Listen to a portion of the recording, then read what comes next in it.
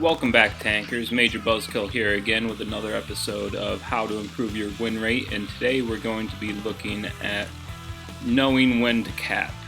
And because this is such a complicated issue and it's different for different maps, obviously depending on terrain, and everyone knows Fails Creek is one map where it's a really good strategy to rush for the base and set up a defense around it, have a few heavies cap, and if you can fend everyone off and maybe a couple guys are left at the bridge, which noobs always do, then you get an easy victory. Port Bay, on the other hand, is a map that I don't think I've ever seen a capped victory, just because the base is so wide open and has so many sight lines into it that if anyone tries to cap, they just get demolished. In this battle on Black Goldville, although there's a little bit of confusion in the beginning, everyone decides on the unified force tactic and we all go down to the refinery, where we only find a couple reds and dispatch them fairly quickly.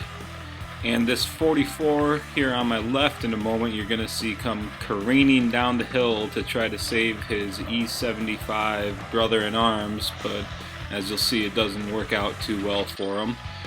And that puts us up 3-1, leaving them with only one tier 9 to our 3, which puts us in a great position to cap since we've got this lower portion of the map secured.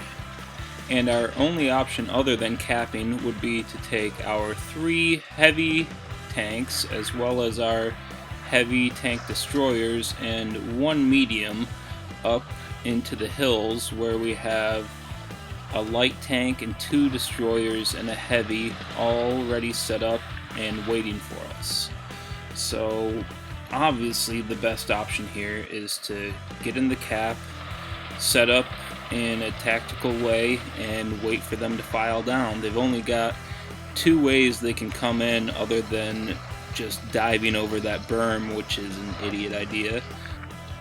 And now, rather than going on a scavenger hunt up in the hills, we have the reds starting to pop up and forming up in a single file line and getting ready for destruction. And I'm content just to sit here behind the cover of this rock for a little bit and let the cap points build up and let them get more anxious to reset it. And until I see that 4th guy pop up on the map, I know somebody could be popping up to the left of me, so I'm not in a hurry to expose myself and let them know where I am. But now we see the 4th guy, so I get out there and I start putting fire on the enemy.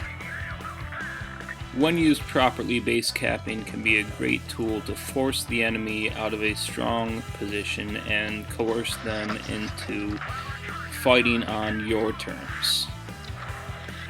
Remember that each additional tank in the cap circle, up to 3 tanks, gives you an additional cap point per second. So if you really want to put pressure on the enemy, get 3 tanks in the cap circle and have the rest in a good scouting position to put fire on the enemy when they come to defend the cap. Thanks to some great capping strategy and teamwork, we have this one in the bag and end up winning with 4 tanks to spare.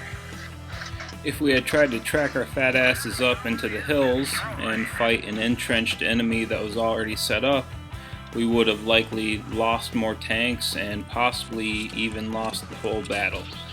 This is why sometimes it's just smarter to cap and let the enemy come to you. Now this last shot gives me the kill on the T-30 for my 5th kill, and I take home a Bradley Walters Medal, Top Gun, 3rd Class Mastery Badge, and a take-home pay of 30,000 credits. Not a bad game at all. And a big thanks to my platoon mate, Chloramphenicol, for helping me carry damage-wise. We had a combined 6,000 something damage. Please don't forget to like, comment, and subscribe, tankers. And I always enjoy your feedback, so just leave it there in the comments section. Join me over in the forums for some lively debate, and I will see you in game.